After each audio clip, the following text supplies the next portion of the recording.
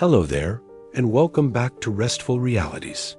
Tonight, we embark on a gentle journey to the land of the morning calm, a peninsula cradled between three seas, where ancient traditions whisper through mountain valleys and modern marvels illuminate the night sky. South Korea is a place where contradictions dissolve into harmony, where 5,000-year-old heating systems warm homes alongside the world's fastest internet, where respect for the past flows seamlessly into innovation for the future.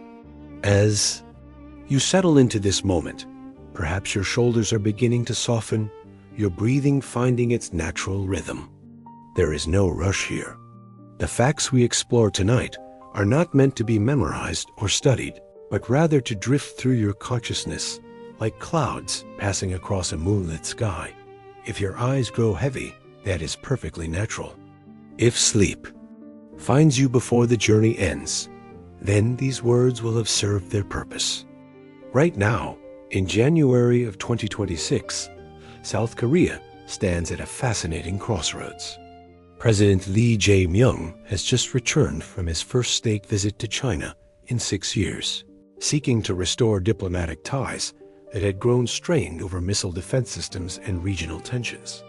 The semiconductor industry, that invisible foundation of our digital world, is positioning South Korea to become the second largest player globally, with new master plans extending through 2031.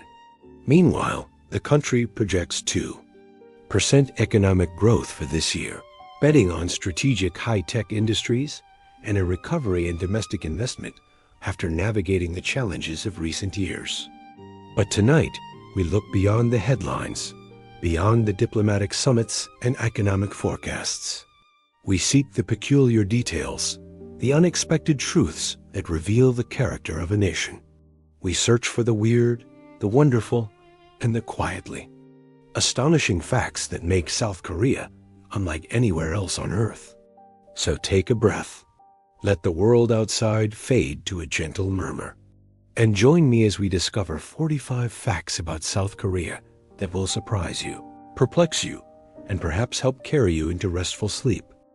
Let us begin where most stories of Korea must begin, with a border that is not quite a border, a zone that is simultaneously frozen in time and evolving with each passing season.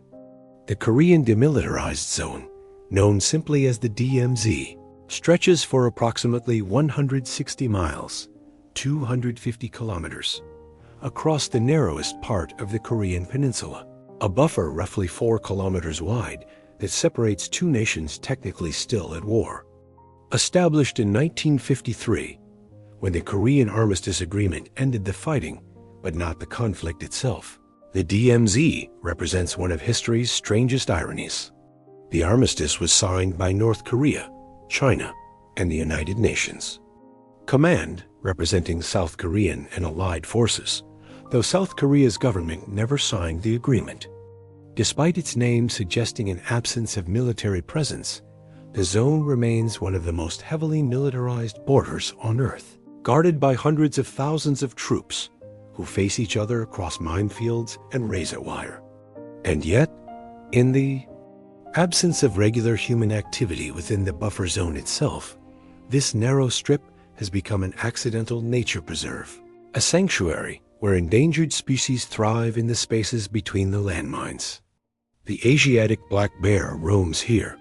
The red-crowned crane, a symbol of longevity in East Asian culture, finds refuge in the wetlands. Some conservationists and wildlife researchers have suggested that a handful of Korean tigers, once thought extinct, in the wild, might still survive in the dense forests, though this remains unconfirmed and is considered unlikely by most experts. The plants have grown wild and thick, creating an ecosystem that has remained largely undisturbed for over 70 years. Visitors can approach the DMZ through designated observation points, peering through binoculars into North Korea from viewing. Platforms built atop hills that were once battlefields. Seoul, South Korea's capital and home to over 25 million people in its metropolitan area, sits only about 25 miles from the DMZ, the Joint Security Area, where North and South Korean soldiers stand mere meters apart, draws tourists who want to witness this frozen moment of history, this place where the Cold War never quite ended.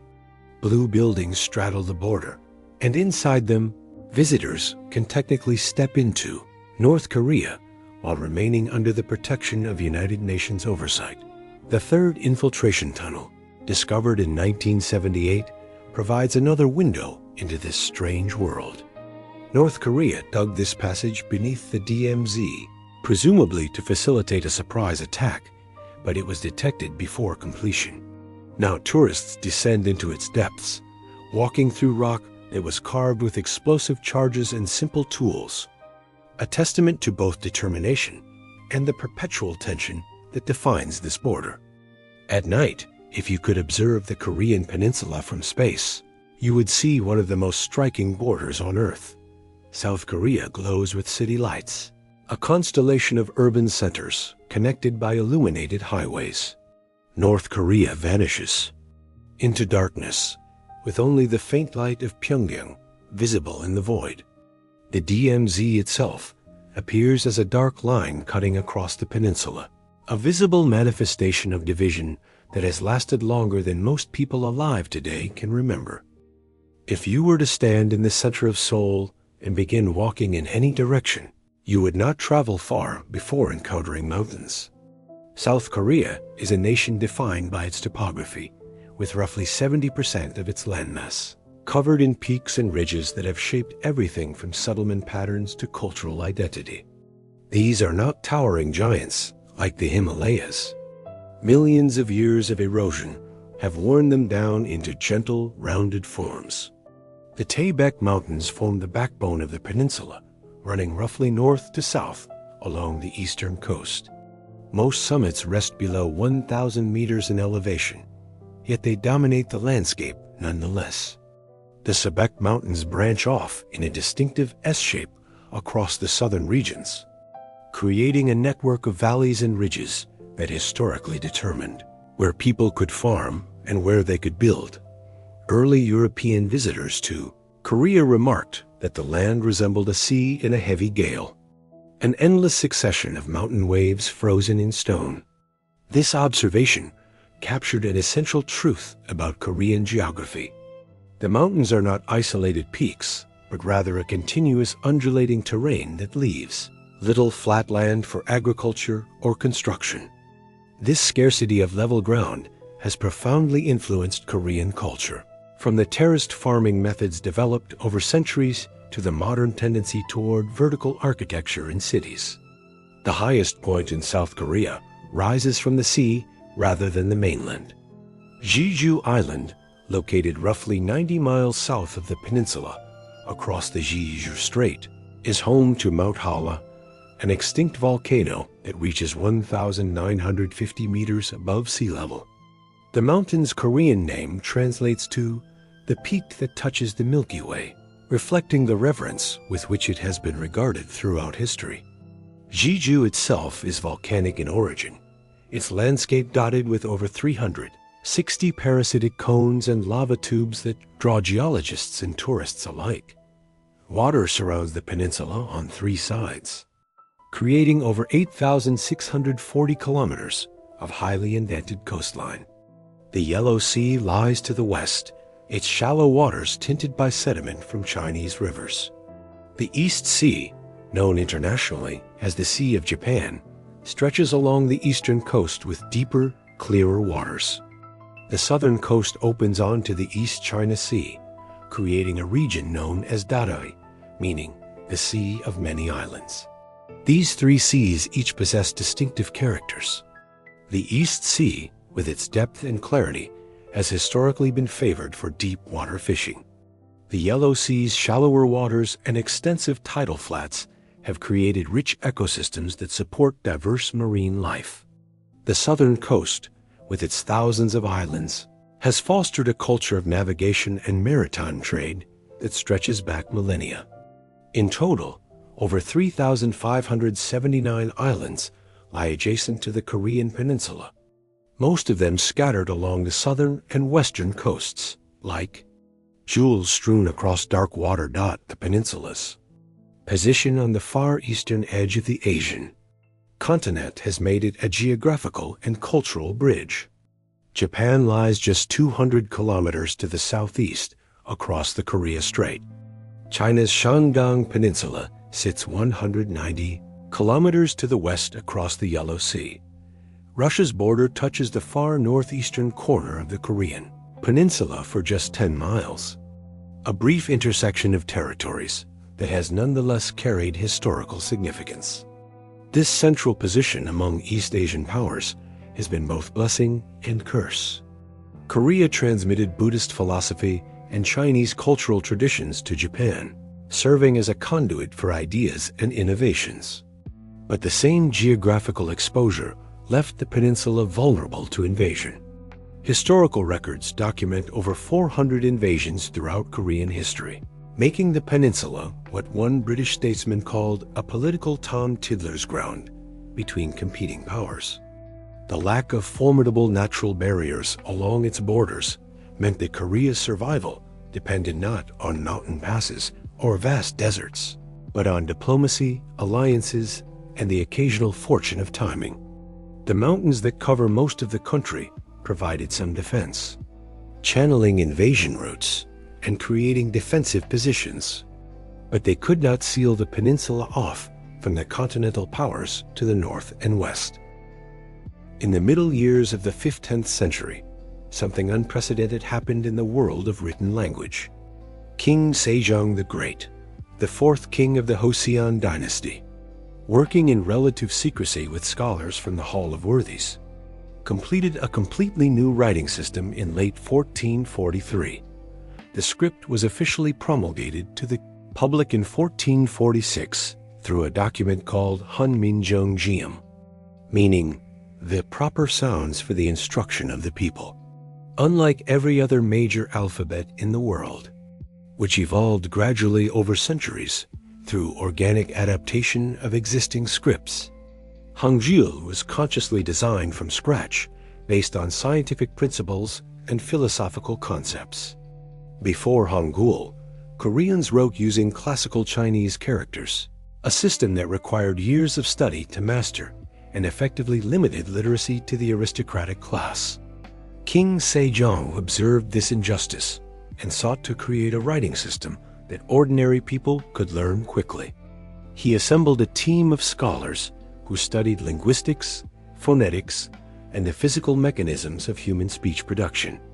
The result was an alphabet unlike anything that had existed before. Hangul is what linguists call a featural alphabet. Each consonant's shape reflects the position and shape of the speech organs when pronouncing that sound. The letter for G or K resembles the back of the tongue rising to touch the soft palate. The letter for N shows the tongue touching the ridge behind the teeth. The letter for depicts lips pressed together. The vowels are constructed from three basic elements representing heaven, earth, and human, combined in various ways to represent different sounds. The elegance of this system is remarkable. A person can theoretically learn to read and write Hangul in a matter of hours. The alphabet contains only 24 basic letters, which combine in logical and consistent ways. There are no arbitrary spelling rules to memorize, no silent letters or irregular pronunciations that must be learned through rote repetition. Each letter represents a single sound, and those sounds combine systematically. When King Sejong introduced Hangul, he proclaimed that a wise man could learn it in a morning, and even a fool could master it in 10 days. This was not mere propaganda. The simplicity and logical structure of the alphabet made it genuinely accessible in ways that Chinese characters could never be. Yet initially, the aristocracy resisted its adoption, viewing the new alphabet as beneath their dignity. They continued using Chinese characters to demonstrate their education and social status. For centuries, Hangul existed in a state of cultural tension. Common people used it for practical communication. Women, who were often excluded from classical Chinese education, embraced it for letter writing and literary expression. Some of Korea's most celebrated works of literature from the Joseon period were written by women using Hangul. Their voices preserved in this accessible script. The alphabet faced its greatest crisis during the Japanese occupation from 1910 to 1945. Initially limited and eventually banned, Hangul became a symbol of Korean identity and resistance. Its suppression only strengthened its importance in the Korean consciousness. When liberation came in 1945, both North and South Korea revived Hangul, making it the official and primary writing system. Today, Hangul is celebrated as one of Korea's greatest achievements. UNESCO has established the King Sejong Literacy Prize, and scholars worldwide study it as perhaps the most scientifically designed writing system ever created. The anniversary of its promulgation, October 9th, is a national holiday in South Korea called Hangul Day. The alphabet's logical structure has proven remarkably well suited to the digital age. Korean keyboards are efficient and intuitive. The language's systematic nature makes it relatively easy to program for speech recognition and synthesis. In a world increasingly dominated by digital communication, Hangul's carefully designed structure gives Korean speakers certain advantages that users of less systematic writing systems do not enjoy. On cold winter nights in Seoul, when temperatures plunge below freezing and snow dusts the ancient palace roofs, millions of people sleep comfortably above floors, heated by systems that have existed for over 2 millennia. This is Ondol, underfloor heating, a technology so effective that it has remained in continuous use from ancient times through the modern era. The basic principle is elegant in its simplicity.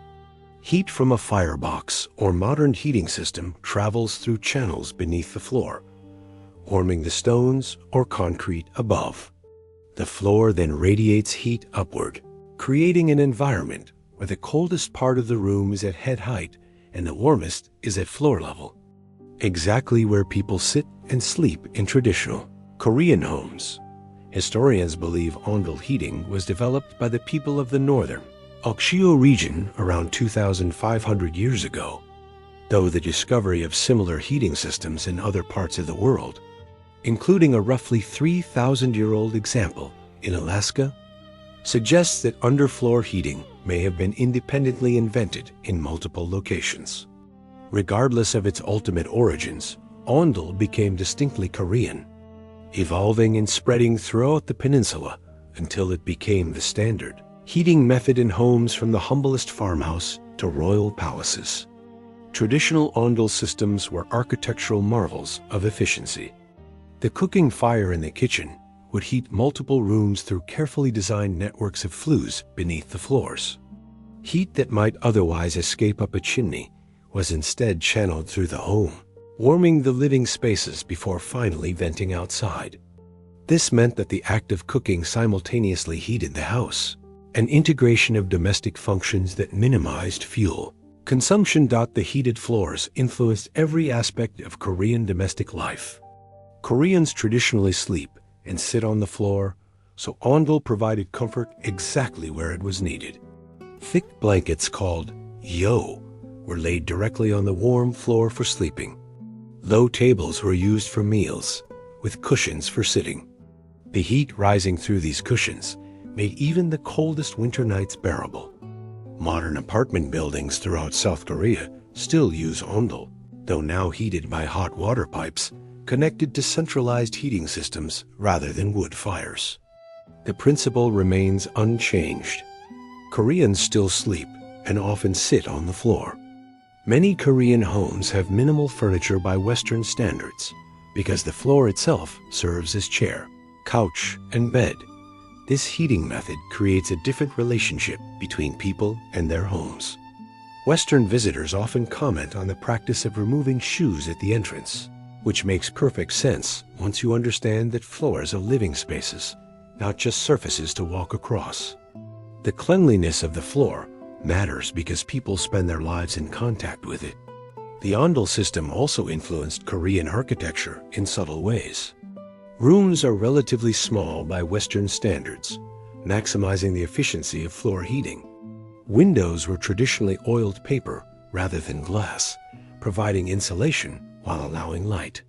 The furniture that does exist tends to be low to the ground, keeping people in the warm zone near the heated floor. In winter, some spots on the floor become warmer than others, and these preferred locations become a form of social currency within families. The warmest spot is typically reserved for elders or honored guests. Children might huddle together in clusters on particularly comfortable sections. Visiting a Korean home and being offered the warmest spot on the floor is a gesture of respect and hospitality. Modern Korean heating systems maintain this principle while improving efficiency and safety.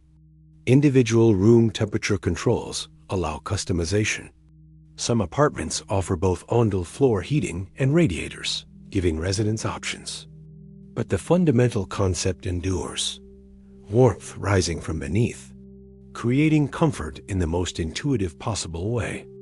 If you have ever experienced the frustration of buffering videos, lagging video calls, or pages that refuse to load, South Korea offers a glimpse into an alternative reality.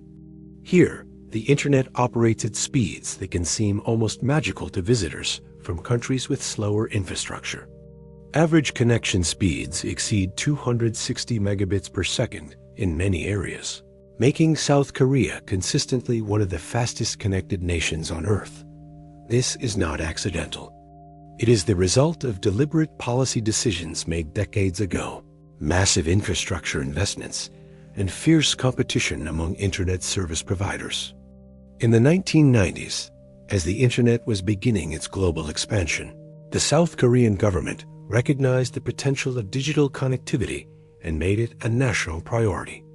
They invested billions in fiber optic networks, subsidized installation, and encouraged competition that drove prices down while driving speeds up. The results transformed the country. Approximately 92% of South Koreans are internet users, one of the highest rates globally. Broadband access is nearly universal in urban areas and common even in rural regions. Public Wi-Fi blankets most cities, allowing constant connectivity. The country became a testing ground for new digital technologies, from mobile streaming to online gaming to video conferencing.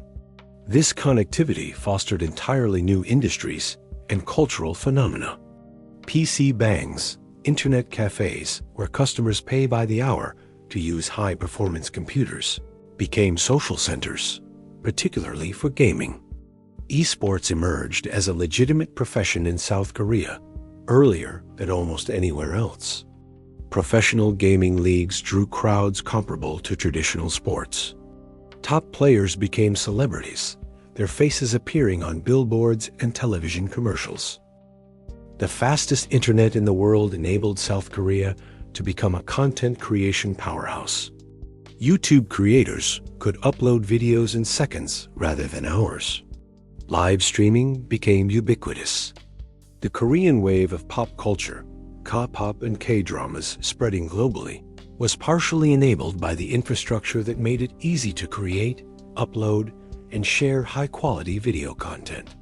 In 1994, Korea opened its first modern internet cafe, pioneering a model that would spread worldwide.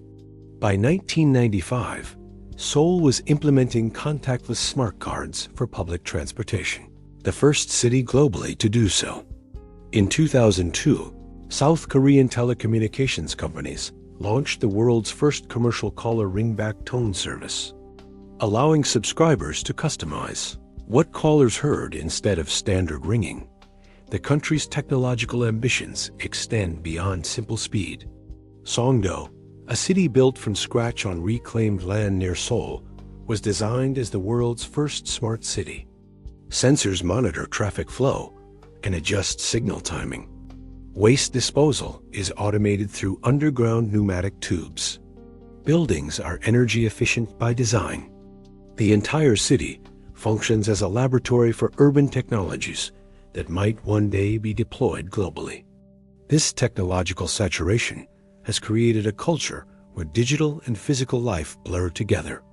It is normal to see restaurant menus as QR codes, ordering and payment handled entirely through smartphones. Video calls are the default for remote communication. Online banking and shopping are so prevalent that many physical bank branches have closed. Credit card usage is nearly universal, with some establishments not even accepting cash. But perhaps the most striking aspect of South Korea's digital infrastructure is how it has become simply ordinary. Young Koreans who have never known slow internet take instantaneous connectivity for granted, the way previous generations took electricity and running water for granted. The technology has become invisible, not because it is hidden, but because it works so seamlessly that it rarely demands attention. Until very recently, a Korean child born on December 31st would turn 2 years old the next day. This peculiarity arose from Korea's traditional age system, where everyone was considered 1 year old at birth and gained another year every January 1st, regardless of their actual birthday. This meant that a person's Korean age could be 1 or even 2 years higher than their international age. The system had ancient roots in Korean and broader East Asian culture, though the details varied between countries. The underlying philosophy held that life began at conception rather than birth, so a newborn had already lived approximately 9 months. The communal aging on New Year's Day, rather than individual birthdays, emphasized social cohesion over individual identity, fitting with Confucian values that prioritized the collective over the individual. For Koreans, the dual age system was simply part of life. They knew their Korean age for social interactions and their international age for official documents. When meeting someone new, determining relative age was crucial because the Korean language has different speech levels depending on whether you are addressing someone older or younger than yourself. Even a single year's difference required adjusted grammar and vocabulary. This created confusion for foreigners and complications for international interactions. Korean celebrities often appeared to age erratically in international media. A K-pop star might be reported as 23 in one article and 22 in another, depending on which age system was being used. Medical research faced challenges when comparing Korean data with international studies, as age-based health statistics could be skewed by the different counting methods. Government attempted to standardize on international age for official purposes, while the traditional system persisted in social contexts. This dual system became increasingly untenable as South Korea's global integration deepened. In June of 2023, South Korea officially adopted the international age counting system for all purposes, abandoning the traditional method that had been used for thousands of years. The change was not merely administrative. It represented a shift in how Koreans conceptualized identity and community. The communal aging on New Year's Day had created shared experiences, everyone moving through the years together. Individual birthdays, while celebrated, were less significant than the collective transition to a new year. Abandoning this system meant embracing a more individualistic framework, where each person's age advanced on their personal birthday rather than as part of a national cohort. Some Koreans, particularly older generations, lamented the loss of tradition. Others welcomed the simplification and international compatibility. The change highlighted South Korea's ongoing negotiation between preserving cultural heritage and adapting to global standards.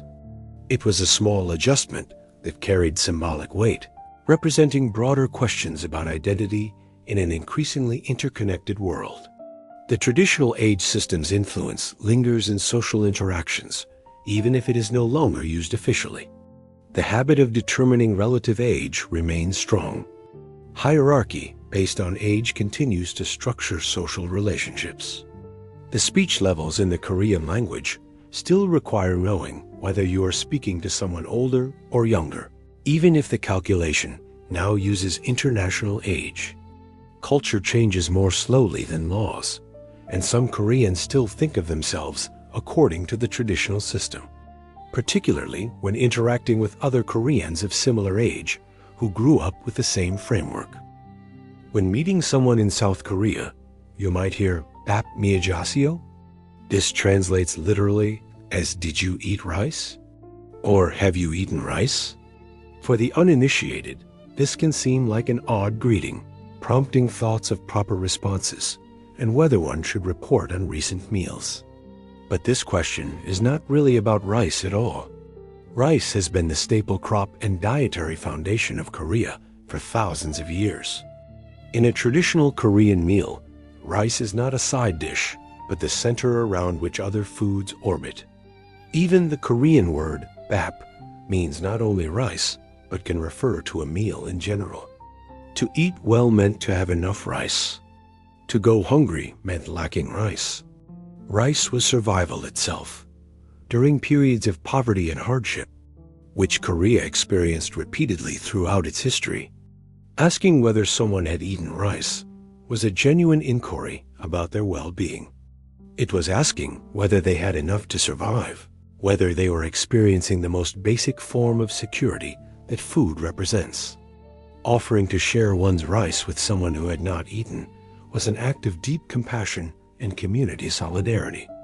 As Korea developed and prosperity increased, the literal question evolved into a social convention while retaining its core meaning. "Did you eat rice?" became equivalent to "How are you?" or "Are you taking care of yourself?"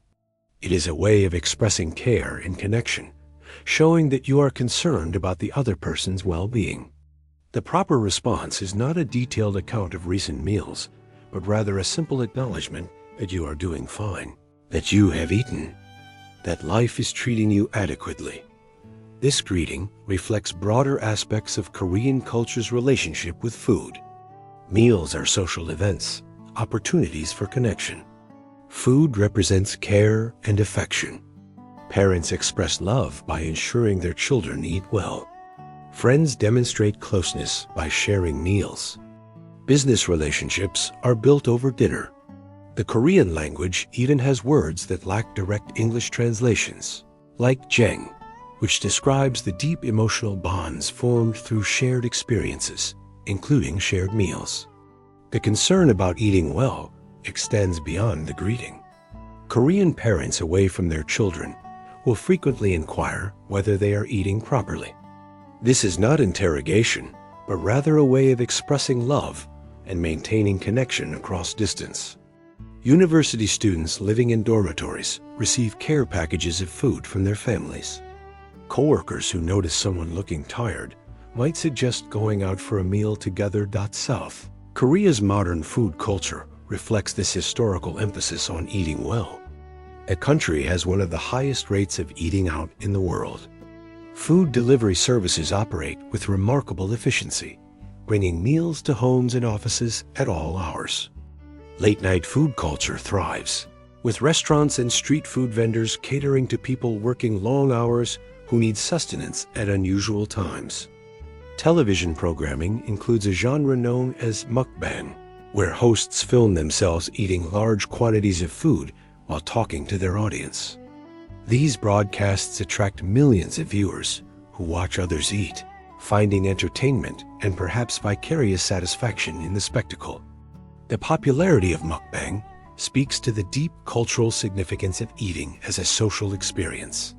Even if that social experience now occurs through screens and internet connections, the variety of Korean cuisine reflects this food-centered culture.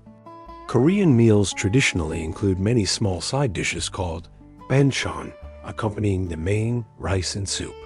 These might include various kimchi preparations, pickled vegetables, namul seasoned vegetables, jerim braised dishes, and more. Even a simple meal in a Korean home or restaurant might include half a dozen different dishes, creating visual abundance that signifies plenty and care. The ritual of asking whether someone has eaten rice connects modern Koreans to centuries of ancestors who asked the same question with more literal intent. It is a linguistic fossil, preserving in everyday speech the memory of times when rice meant survival.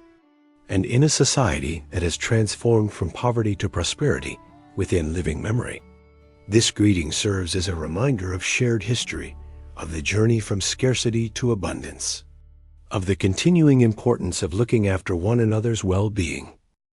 In South Korea, if you need to write someone's name, you must be careful about the color of your pen. Using red ink to write a person's name is considered deeply offensive, almost taboo. The superstition holds that writing someone's name in red signifies that they are dead or will die soon. This belief is taken seriously enough that it influences behavior across all social contexts, from casual note-taking to official documentation. The origin of this superstition is rooted in traditional Korean culture, though similar beliefs exist in China and Japan. Historically, red ink was used to write the names of deceased individuals in family registries and on cemetery markers.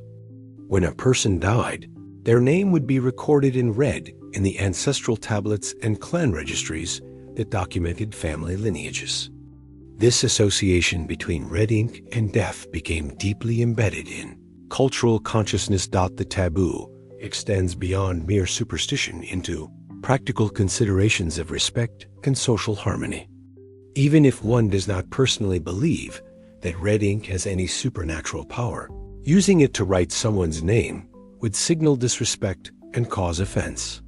In a culture where maintaining harmonious relationships is highly valued, such thoughtless actions can have real social consequences.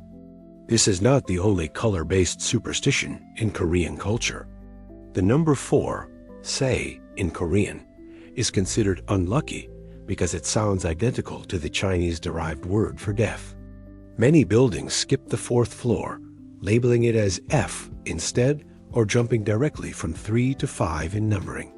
Some elevator buttons replace the number 4 with the letter F. Hospital rooms avoid the number 4. License plates with multiple 4s are undesirable. The fear of the number 4 extends to gift giving. Sets of 4 items are avoided. If giving flowers, you would never give 4 stems. If wrapping gifts, you would be careful about quantities. These practices might seem illogical from an outside perspective, but they function as a form of cultural literacy, ways of demonstrating awareness and respect for social norms. Other superstitions shape daily life in subtle ways. Shaking your leg or fidgeting your foot is believed to shake off good luck, so it is considered poor manners. Writing someone's name and then throwing away the paper is thought to bring that person bad fortune. Whistling at night is said to attract ghosts or snakes. Sleeping with a fan running in a closed room is believed by some to be potentially fatal. A superstition so widespread it has a name: fan death. The fan death belief deserves special mention because it seems so peculiar to outsiders. The idea is that sleeping in a closed room with an electric fan running can cause hypothermia, suffocation, or some form of fatal respiratory distress. This belief is widespread enough that Korean electric fans often include timers that automatically shut them off, supposedly to prevent this danger. Scientists and medical professionals have repeatedly debunked this superstition, but it persists in the cultural consciousness. Some scholars speculate that the fan death myth might have originated as a way to explain unexpected deaths, particularly among elderly people, when the actual causes were less apparent. Others suggest it might have been promoted by the government during periods when energy conservation was important, providing a reason for people to limit fan usage. Whatever its origins, the belief illustrates how superstitions can coexist with advanced technology and scientific literacy. These superstitions and beliefs serve social functions beyond their literal content. They are markers of cultural belonging, things that Koreans share and understand. They provide ways to express care and concern. Warning someone about sleeping with a fan on, even if one does not personally believe in fan death, shows consideration. Avoiding red ink when writing names, even if one thinks the superstition is irrational, demonstrates respect. South Korean society has a complicated relationship with work. The country's rapid economic development from the ruins of War to one of the world's largest economies happened within a single lifetime, driven by long hours and intense dedication. The average South Korean worker logs over 1,900 hours annually, significantly more than workers in most developed nations. This work culture emerged from necessity and has been difficult to reshape even as circumstances changed. After the Korean War ended in 1953, South Korea was one of the poorest countries on earth. Economic development became a national imperative, a matter of survival and pride.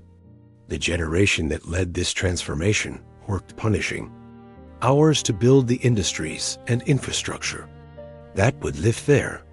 Children out of poverty. That generation succeeded beyond almost anyone's expectations. South Korea became a manufacturing powerhouse, mastering industries from shipbuilding to semiconductors.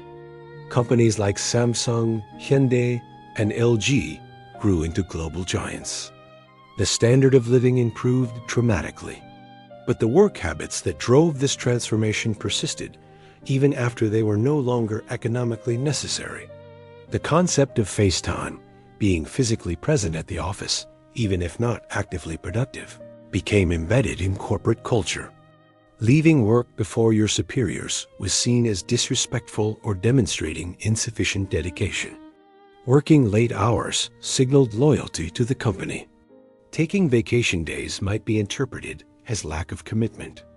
This created a culture where people were expected to sacrifice personal time for their employers, where the boundary between work and life blurred or disappeared entirely. The phenomenon of hurry culture, or PP alley culture, describes the Korean tendency toward impatience and speed. Everything should be done quickly. Services should be fast. Work should be completed promptly. This mentality drove efficiency, but also created stress.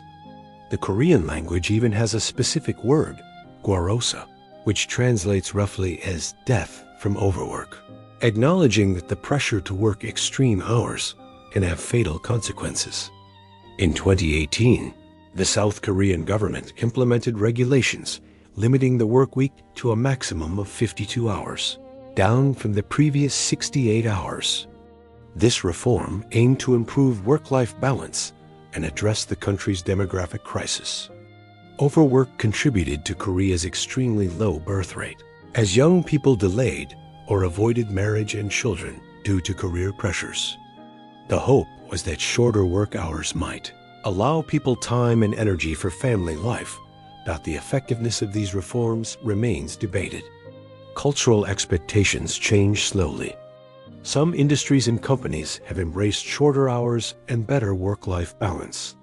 Others find ways around the regulations or maintain intense pressure despite technical compliance. The challenge is not merely changing laws, but transforming deeply embedded attitudes about work, success, and professional identity. This work culture intersects with Korea's education system, which is equally intense. South Korean students spend long hours in school and even longer hours in private academies called hagwons. The university entrance exam, the Suneung, is such a significant event that the entire country adjusts its schedule on exam day. Flights are grounded during the listening portion to prevent noise disturbance. Stock markets open late. Even military training exercises are postponed. The nation holds its breath while teenagers take the test that will determine much of their future opportunities. Teaching is one of the most prestigious professions in South Korea, reflecting the cultural emphasis on education. Teachers are well paid and highly respected. Parents go to great lengths to ensure their children attend the best schools and hagwons. The pressure to succeed academically begins early and intensifies throughout schooling, creating a highly educated population, but also significant stress. The irony is that this intense work and study culture emerged from poverty but persists into prosperity. South Korea no longer needs to prove itself economically. It has arrived as a developed nation. Yet the habits and attitudes forged during the climb remain powerful. Changing them requires not just policy reforms, but a fundamental reassessment of values, a collective agreement that success can be measured by more than hours worked or test scores achieved.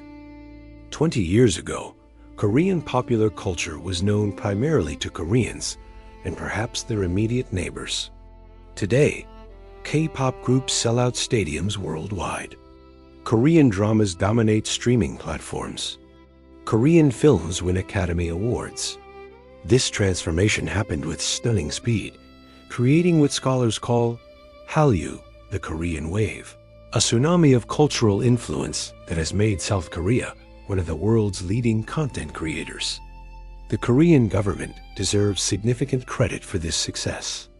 In the late 1990s, recognizing that cultural exports could be economically valuable, the government invested heavily in supporting creative industries.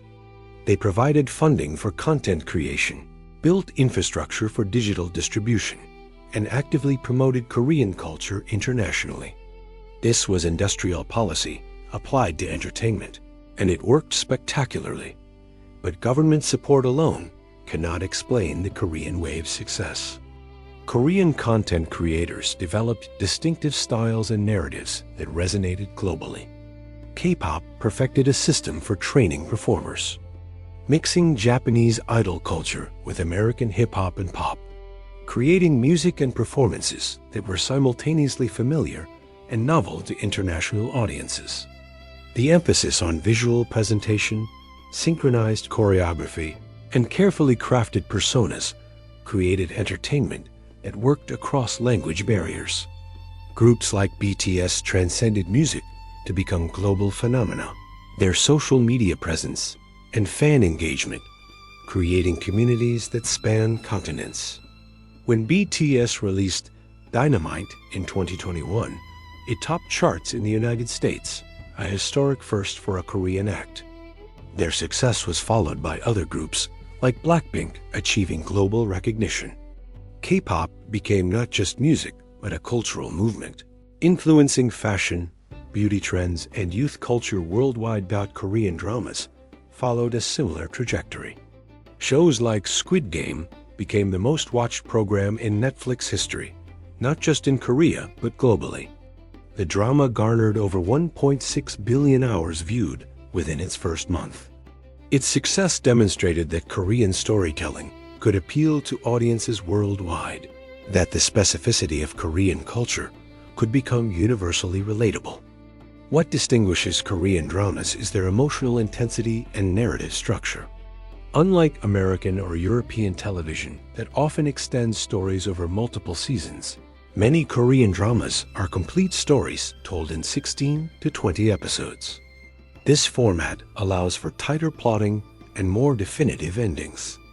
The stories often explore themes of family, honor, sacrifice, and social dynamics with an earnestness that might seem melodramatic in other contexts, but works within the framework of Korean television. Korean cinema also gained international recognition. Parasite, directed by Bong Joon-ho, won the Academy Award for Best Picture in 2020, the first non-English language film to achieve this honor. The film's darkly satirical examination of class inequality resonated globally, demonstrating that Korean filmmakers could address universal themes through distinctly Korean stories. The success of Korean content exports has economic impacts beyond the entertainment industry. Korean language learning has exploded globally, driven by fans who want to understand their favorite music and shows without subtitles. Korean food has gained popularity, with Korean restaurants opening in cities worldwide. Korean beauty products and skincare routines have influenced global beauty trends. The term Korean wave captures this broader cultural influence that extends far beyond just entertainment. South Korea's dominance in esports also contributes to its cultural influence. Professional gaming in South Korea emerged earlier than almost anywhere else, supported by the same fast internet that enabled other digital innovations. Games like StarCraft became national pastimes. Professional gamers became celebrities. The infrastructure for esports from dedicated stadiums to television coverage to corporate sponsorship, was established in Korea before most other countries took gaming seriously as a spectator sport. PC bangs, internet cafes where customers pay by the hour for access to high-performance gaming computers, became social centers. Teenagers and adults would gather to play games together, creating communities around shared digital experiences. The competitive scene grew from these grassroots communities, eventually developing into professional leagues that filled stadiums with fans and commanded substantial prize pools. Major corporations like Samsung, SK Telecom, and KT established their own esports teams. Television networks broadcast matches. Gaming became a legitimate career path for talented players. This early embrace of esports positioned South Korea as a leader when gaming's global popularity exploded. Korean players and teams dominated international competitions. The country's gaming culture influenced game development, streaming platforms, and esports infrastructure worldwide. In every Korean meal, whether it is breakfast, lunch, or dinner, whether at home or in a restaurant, whether simple or elaborate, you will find kimchi. This fermented vegetable, usually cabbage, but sometimes radish or other vegetables, is more than a side dish. It is a national symbol, a cultural marker, a connection to history, and a source of pride. Kimchi's origins lie in necessity. Korean winters are harsh, and fresh vegetables were historically unavailable for months. Fermentation provided a way to preserve the autumn harvest, creating food that would last through the cold season. The process was simple, but required knowledge passed down through generations. Vegetables were salted to draw out moisture, then mixed with spices, particularly the red chili pepper that gives many kimchi varieties their distinctive color and heat. The mixture would ferment, developing complex flavors and remaining edible for months. What makes kimchi remarkable is its diversity. There are over 150 varieties, each with distinct ingredients, preparation methods, and flavors. Bachu kimchi, made with Napa cabbage, is the most common type. Kokdugi uses cubed radish. Oi sabagi features stuffed cucumbers. Beek kimchi is a white kimchi without chili pepper. Each region of Korea has its traditional recipes. Each family has its methods and preferences. Making kimchi is an art form where standardized recipes serve only as starting points for individual interpretation. The making of kimchi traditionally involved entire communities.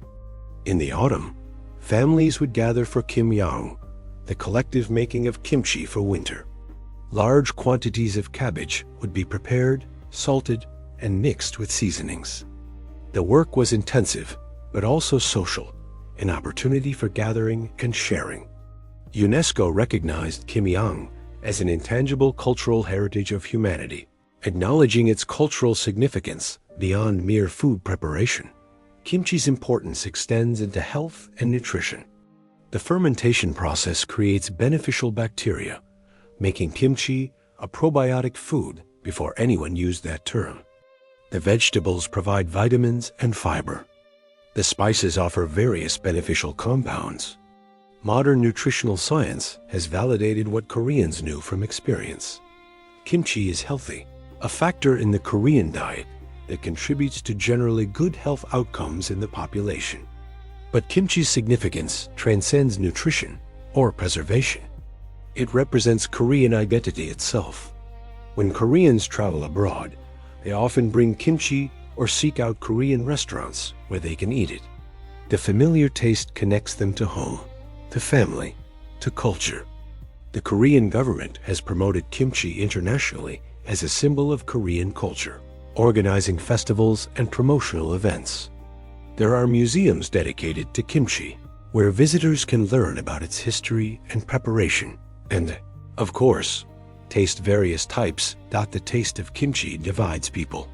Some find the fermented tanginess delightful, addictive even. Others find it challenging, particularly those unaccustomed to fermented foods. But for Koreans, this taste is foundational. learned from infancy. Korean babies are often given diluted kimchi juice as they transition to solid foods. The flavor becomes part of their sensory identity, so deeply embedded that its absence is noticed as surely as the presence of air is noticed only when it is removed. Taking photographs in Korea often involves a particular linguistic quirk. Instead of saying cheese to encourage smiles, Koreans say kimchi. The word's vowels naturally create a smile-like expression. This simple difference encapsulates kimchi's place in Korean culture. It is present even in the formation of joy, in the capturing of memories, in the smallest social rituals. Modern kimchi production has industrialized. Refrigerator manufacturers created specialized kimchi, refrigerators with precise temperature and humidity controls to optimize fermentation and storage. These appliances are standard in Korean households, as essential as regular refrigerators. The existence of a specialized appliance just for kimchi speaks to its importance in daily life. Restaurants always provide kimchi as a free side dish, regardless of what you order. The kimchi is unlimited, refilled without charge or request. This practice reflects traditional hospitality and the assumption that any meal incomplete without kimchi. The quality of a restaurant's kimchi is taken as an indicator of the establishment's overall quality.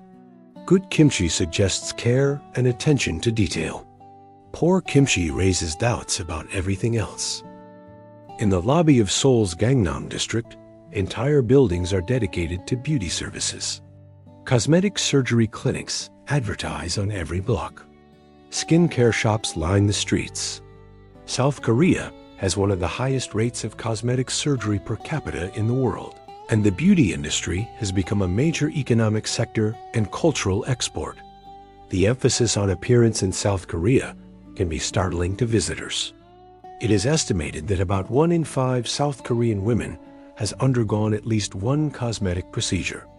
Eyelid surgery, which creates a fold in the eyelid, is so common it is sometimes given as a graduation gift. Parents might pay for their children to have procedures before university or job interviews, viewing it as an investment in their future success. This focus on beauty is not limited to women.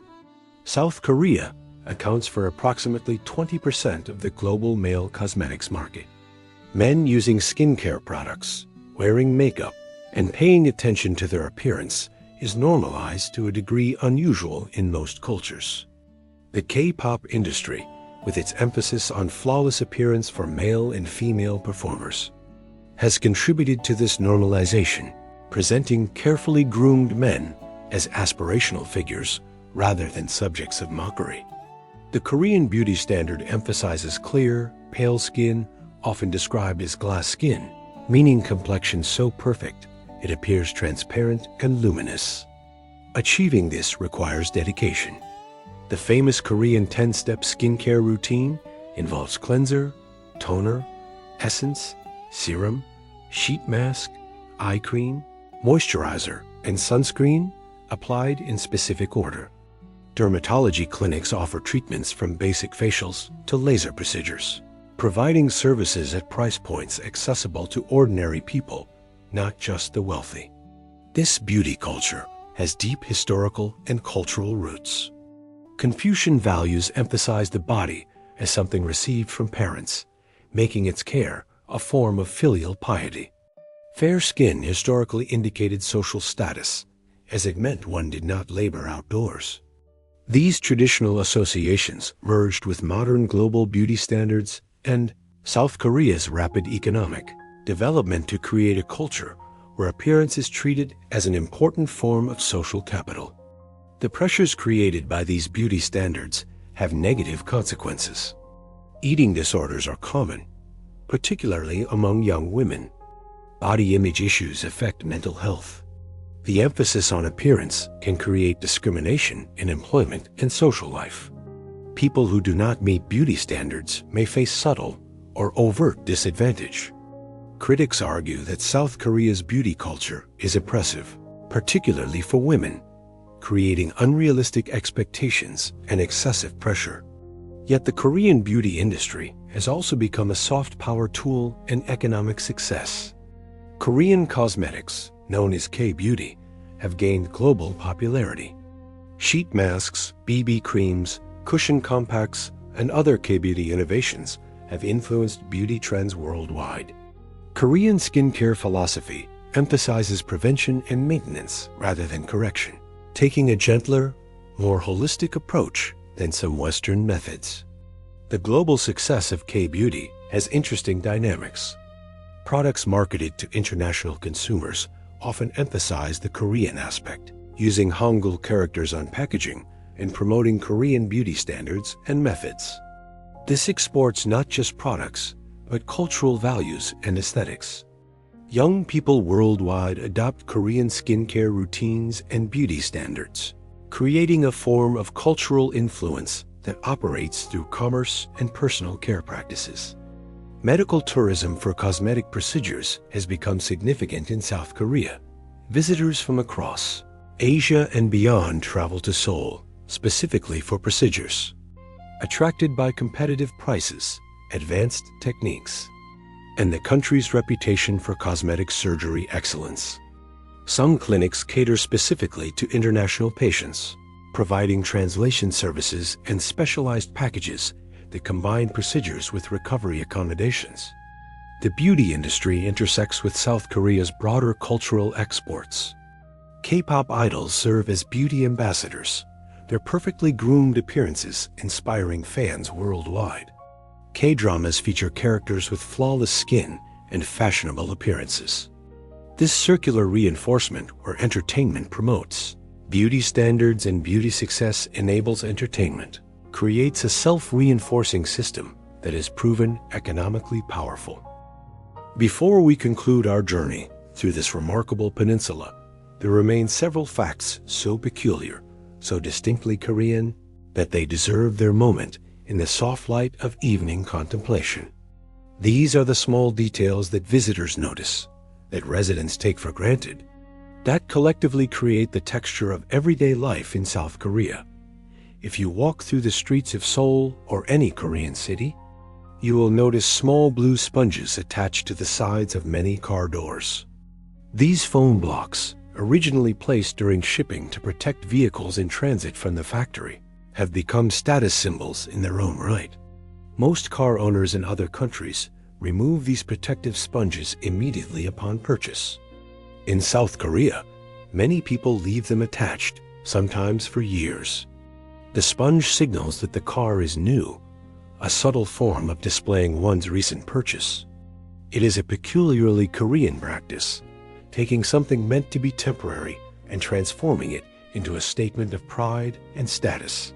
The bathroom experience in South Korea offers its own revelations. In most public and private bathrooms, you will find a wastebasket next to the toilet, and you will be expected to deposit used toilet paper there rather than flushing it. This practice exists because South Korea's sewage infrastructure, particularly in older buildings, was not designed to handle paper waste. The pipes are narrower and the systems more delicate than in countries where flushing toilet paper is standard practice.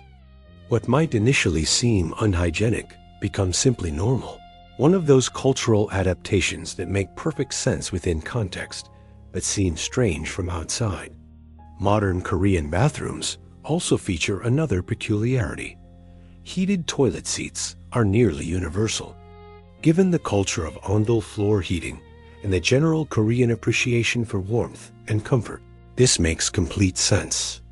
But for visitors accustomed to cold porcelain, the experience of sitting on a pre-warmed toilet seat can be disconcerting initially, then quickly addictive. Many Korean toilets are sophisticated bidets with control panels featuring numerous buttons for different water pressures, temperatures, and drying functions. These are not luxury items, but standard fixtures. Another example of technology being applied to enhance everyday comfort. The question of tipping presents an interesting cultural difference that confuses many visitors. In South Korea, tipping is not customary. The service charge is included in the price of meals and services. Leaving extra money might be interpreted as suggesting that the staff is insufficiently paid, which could be insulting rather than generous. This creates situations where tourists, trained by their own cultures to tip, find their offered gratuities politely refused or accepted with confused gratitude. The absence of tipping culture reflects broader attitudes about compensation and service, where doing one's job well is expected rather than rewarded with individual bonuses from customers. Credit cards are accepted almost everywhere in South Korea, to the point where some establishments do not handle cash at all.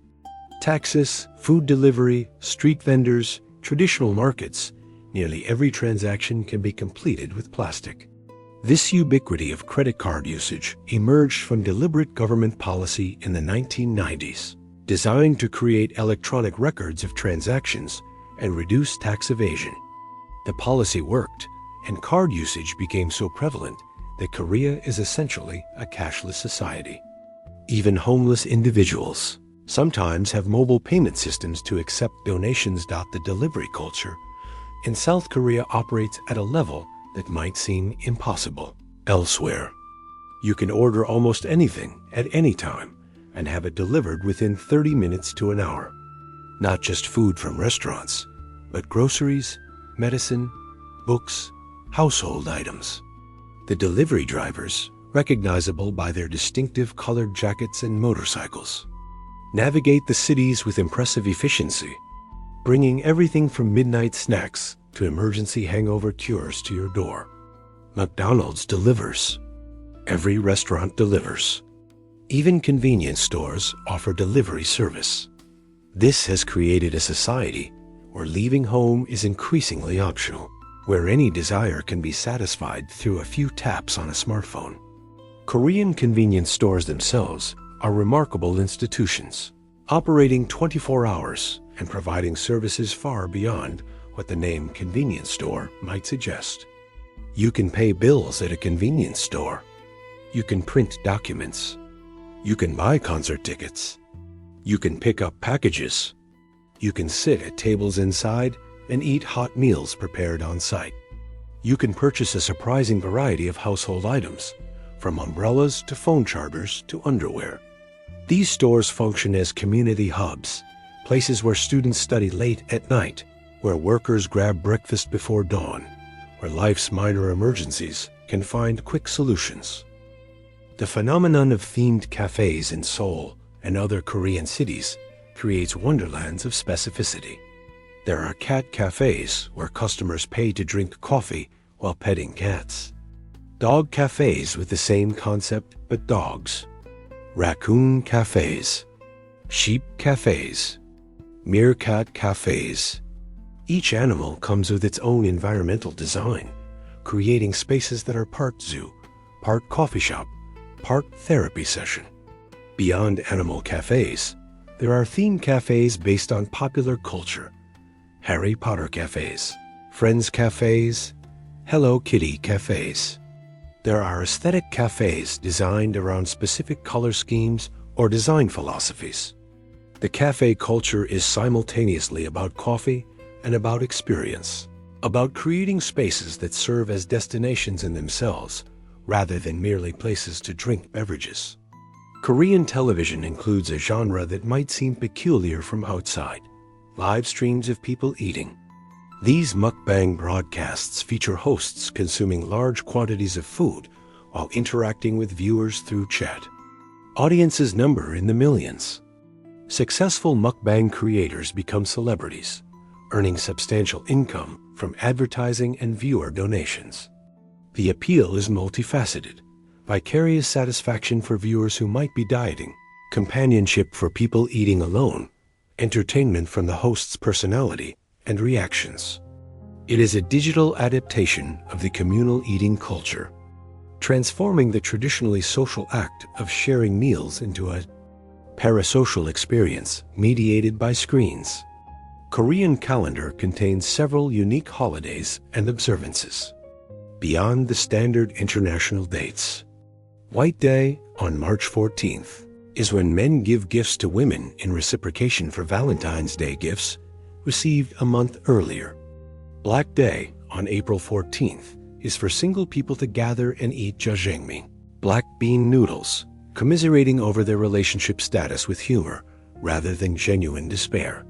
Pepero Day, on November 11th, is when people exchange Pepero sticks, chocolate-covered biscuit sticks, because the date's ones resemble the snacks. These manufactured holidays serve commercial purposes, but also create shared cultural experiences. Dates marked on calendars that everyone recognizes and participates in to varying degrees. Korean apartment buildings follow certain patterns that differ from Western expectations. Most apartments include a small entryway area where shoes are removed before stepping onto the main floor. This entrance space often has a slightly lower floor level, creating a physical boundary between outside and inside. The heated floors make this shoe removal practical, as walking on the warm ondol in outdoor shoes would be uncomfortable and would introduce dirt onto surfaces where people sit and sleep.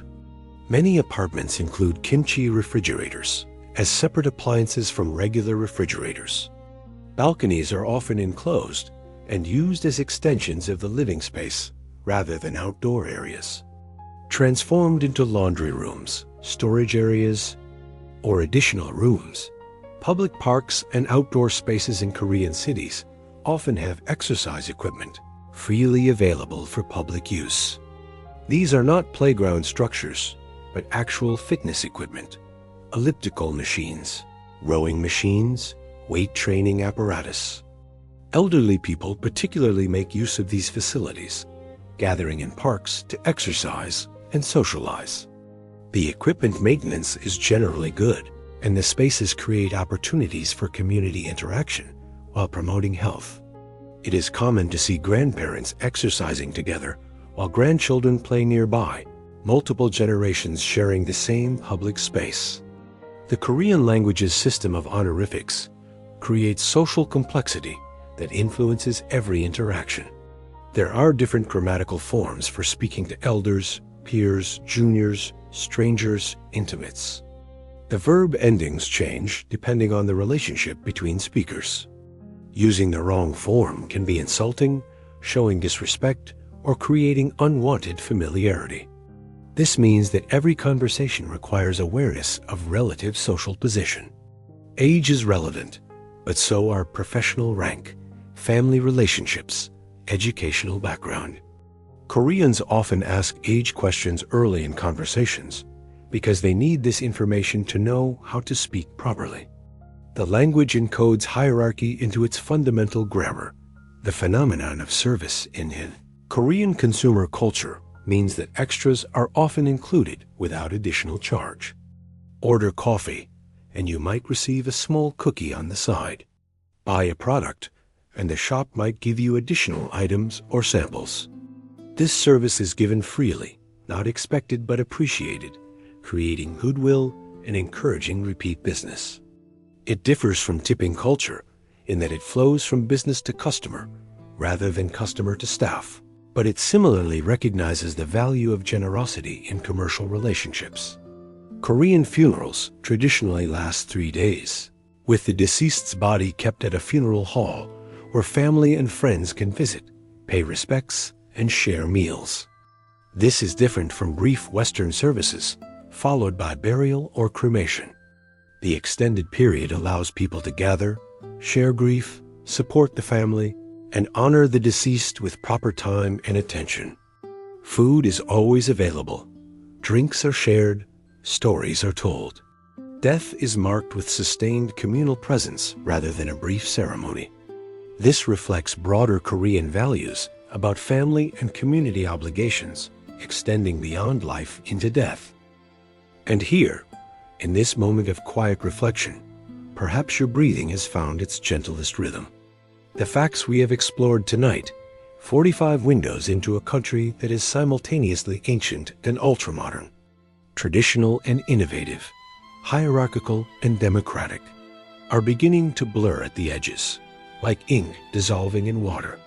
We have journeyed from the demilitarized zone where history holds its breath, through mountains that have witnessed the rise and fall of kingdoms, past the elegant alphabet designed with scientific precision, across floors warmed by fires that burned 2,000 years ago.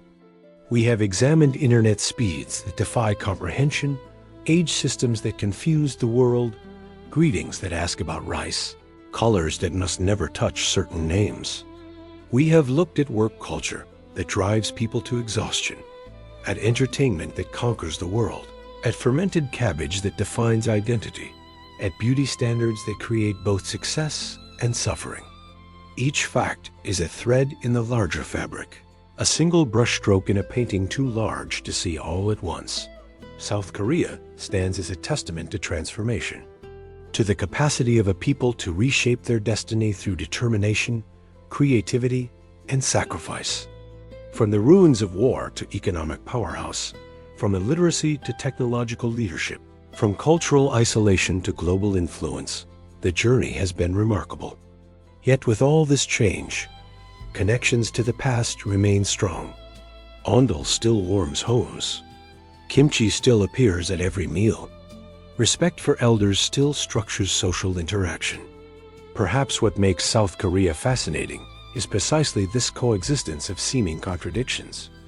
A country can be both traditional and modern, can honor 5,000-year-old heating systems while leading the world in digital connectivity. Success can be measured both in GDP growth and in the preservation of cultural heritage. Progress does not require abandoning the past. Sometimes it means carrying that past forward, transforming it while keeping its essence intact. As you drift towards sleep, or perhaps as you are already sleeping, these images and facts will settle in your mind like sediment in still water. The DMZ, where nature reclaims what humans abandoned. The mountains that shaped a culture by limiting where people could go. The alphabet that anyone could learn in a morning. The floors that radiate warmth from below. The internet that moves at the speed of light. The age that advances every New Year's Day. The greeting that asks about rice. The red ink that must never write a name. Each fact is a doorway into deeper understanding, an invitation to see the world through different eyes, to recognize that the way things are is not the only way things could be. Culture shapes perception, practice, possibility, and every culture, including our own, contains quirks and contradictions that seem perfectly natural from the inside and perfectly strange from the outside.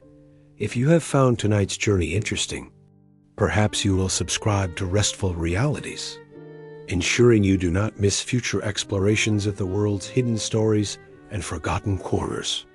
Perhaps you will press the notification bell so these calm investigations reach you whenever they appear. Perhaps you will share this with someone who also finds comfort in knowledge gently delivered, in facts that inform without demanding, in stories that teach without testing. But for now, there is only this moment, this quiet space between waking and sleeping, between knowing and forgetting, between the world as it is and the world as it might be. South Korea, the land of the morning calm, continues its journey from past to future, carrying its contradictions and complexities with the grace of long practice. And you, wherever you are, in whatever corner of the world this voice has reached you, you carry your own contradictions and complexities, your own stories and histories. We are all in our way, like South Korea, ancient and modern, traditional and innovative, seeking to honor the past while building the future, trying to hold together things that seem impossible to reconcile. Sleep well, dream softly, and when morning comes, perhaps you will remember something of tonight's journey, some small fact that lodged itself in memory, some detail that seemed worth keeping. Or perhaps you will remember only the feeling of calm exploration, of traveling without moving, of learning without effort. Either way, the land of the morning calm will still be there. Across the water, beneath the mountains, navigating its own path through history with the quiet determination that has carried it through thousands of years and countless transformations. Good night.